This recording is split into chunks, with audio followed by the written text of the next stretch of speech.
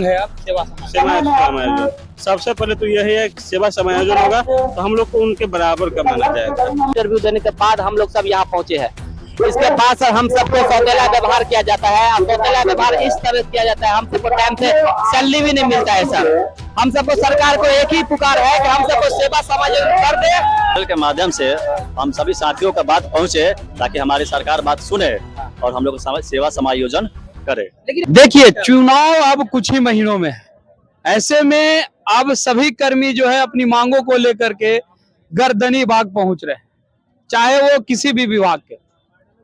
आज जो है डाटा एंट्री ऑपरेटर जो है 2 दिवसीय धरना पर बैठे हुए हैं। कहना है कि अनिश्चितकालीन धरना है, लेकिन 2 दिनों से लगातार बैठे हुए हैं और किन मांगों को लेकर के बैठे हुए हैं उस पर बात करते हैं। क्या नाम हो आपका? हमारा नाम रंजीत कुमार हुआ। किन मांगों को लेकर के आप लोग लगा? हम सबका सर मेन मुद्दा है सेवा समायोजन। हम सबको सरकार आउटसोर्सिंग के रखा है थर्ड पार्टी के जरिए, जबकि हम लोग सब सर एग्जाम दे के आए हैं, एमसीक्यू पास किए हैं, टाइपिंग टेस्ट दिए हैं। इसके बाद इंटरव्यू देने के बाद हम लोग सब यहाँ पहुंचे हैं। इसके बाद सर हम सबको सौतेला व्यवहार किया जाता है। सौतेला व्यवहार इस तरह किया जाता है, हम सबको टाइम से सैलरी भी नहीं मिलता है सर। हम सबको सरकार को एक ही पुकार है कि हम सबको सेवा समायोजन कर दे ताकि हम सबको सरकार विभाग तरफ से सैलरी मिले और टाइम से हम सबको मिले। हम सब थाना में है, सीसीटीएनएस के थ्रू है, अभी सीसीटीएनएस विभाग में है। थाना में सभी का टाइम से 1 तारीख से लेकर 1 तारीख से पहले ही मिल जाता है, 29 को, कभी 28 को, कभी 30 को सैलरी मिल जाता है। हम लोग सब इंतजार करते रह जाते हैं, करते करते कभी 4 सैलरी और क्या काम भी हम सबको डबल लिया जाता है। और इतना ही नहीं, सैलरी का इंतजार करते करते रह जाते हैं। सैलरी का तो कोई ठीक है ठाक नहीं है। 4 महीना 5 महीना पर वो भी एक साथ मिल जाए वो भी नहीं मिलता है। 4-5 महीना पर सिर्फ 1 महीना का सैलरी मिलता है। एक आप लोग नारा बुलंद कर रहे हैं, 20 वर्षों से यही गुहार सेवा समायोजन करे सरकार। 20 वर्षों से नहीं सुना जा रहा, यानी जब से नीतीश जी बैठे हुए हैं सत्ता में तब से नहीं सुन रहे हैं। लग रहा है कि नीतीश को उखाड़ फेंकिएगा तब सुनेंगे। नहीं सर, उखाड़ फेंकने का कोई बात नहीं है। नीतीश जी जरूर सुनेंगे। वो सब चाहता है, नीतीश जी भी चाहते हैं कि वो एकता दिखाए। हम सबका अभी एकता है और अनिश्चितकालीन धरना एकता आप लोग दिखाइएगा तभी उसार। वो भी चाहता है कि एकता दिखाए, यूनिट दिखाएंगे तभी हम सबका ये वोट का बैंक है।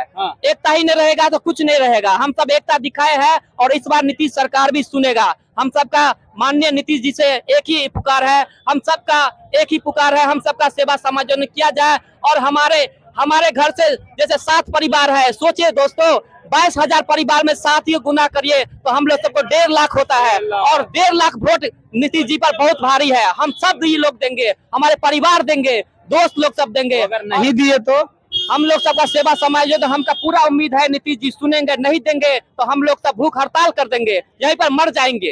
लेकिन सेवा समायोजन लेके जाएंगे, बिल्कुल लेके जाएंगे। 1 दिन का भी इंतजार नहीं हो रहा, 20 वर्ष का भी इंतजार कर रहा। 20 वर्ष का इंतजार करते करते कुछ तो कुछ किया है सरकार। और एक ही बात है, जिस तरीका से वो वैकेंसी देते हैं, जिस तरीका से हम सबका एग्जाम लेते हैं, थर्ड पार्टी के नजरिए हम सबको सेवा समायोजन करें और सरकार की तरफ से एक साथ हम सबको पैसा मिले और हम सभी खुशी मनाएंगे और नीतीश सरकार की जय करेंगे। चलिए, खुशी मनाएंगे ही अगर सेवा समायोजन होता है तो।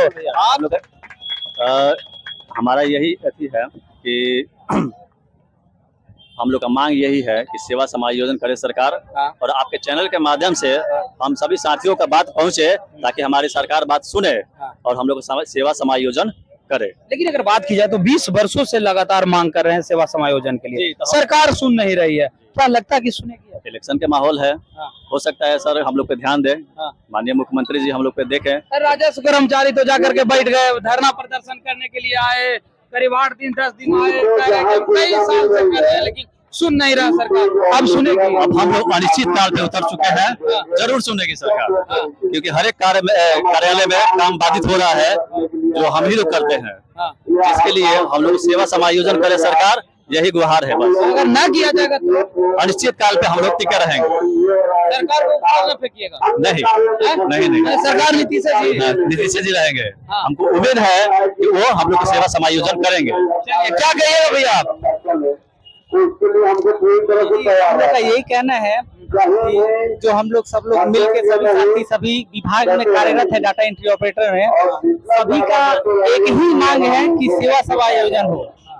और हम लोग को जहाँ तक पूरा उम्मीद है कि नीतीश जी माननीय मुख्यमंत्री जी हम लोग का बात जरूर सुनेंगे और हम लोग इसी उम्मीद से हम लोग लगे हुए हैं। क्या मांग है सेवा समायोजन के बाद और क्या क्या मांग? देखिए हम लोग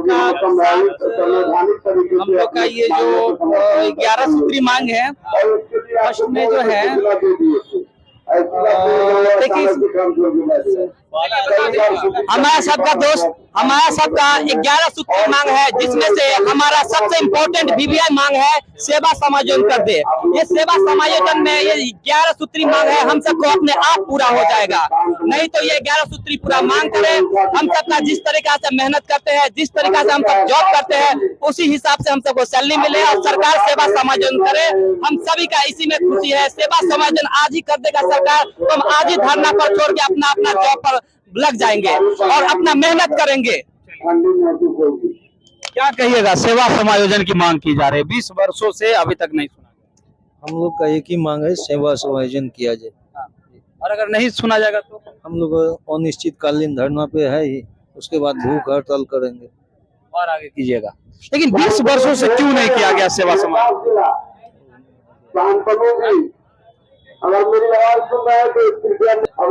क्या कहिएगा? 20 वर्षों से सेवा समायोजन नहीं हो पाया, अब लगता है कि हो पाएगा? बिल्कुल होगा ही, होना तो पहले से ही चाहिए था। ये एक मतलब बस ये बेल्ट्रॉन के कर्मी होने से नहीं है, कार्यालय में काम करते हैं वो अगर कभी देखा जाए तो डबल काम करना पड़ता है, शर्मिंदगी फील होती है। जाते हैं तो दूसरे के साथ काम करता है, बाकी लोग ऊपर के घूमते हैं और हम लोग को लगातार काम करना पड़ता है। ठीक है, तो हम उन लोग से ज्यादा काम करते हैं, जितना भी सरकार के मतलब कर्मी है जो एकदम परमानेंट, उनसे ज्यादा हम लोग काम करते हैं। एक ही मांग है अब सेवा समायोजन। सबसे पहले तो यही है कि सेवा समायोजन होगा तो हम लोग को उनके बराबर का माना जाएगा। अभी तक ये चीज हमें हमेशा देखते हैं, जैसे हम लोग को प्रिंट आउट भी निकालना पड़ता है, उसमें वेतन वृद्धि होती है, उसमें मतलब महंगाई भत्ता प्राप्त होता है, तो वो लोग हम लोग निकाल कर देते हैं और उसमें हम लोग का कहीं जिक्र नहीं रहता है। ये सबसे बड़ी है। ऐसा तो है कि किसी भी चीज का दाम बढ़ रहा है तो वो हम लोग के लिए नहीं बढ़ रहा है, हम लोग के लिए भी तो बढ़ रहा है। हम बाजार में जाते हैं तो उसका दाम भी तो हमको भी तो उसी मूल्य पर खरीदना पड़ता है, ऐसा तो नहीं कि कम में खरीदना पड़ता है। ये चीज सरकार को दिखते नहीं है। सबसे बड़ी बात तो ये है, सरकार को हम लोग को कहना पड़ रहा है, ये सबसे बड़ी बात आ जाती है। लेकिन 20 वर्षों से नहीं सुन रही 20 वर्षों से नहीं सुन रही है।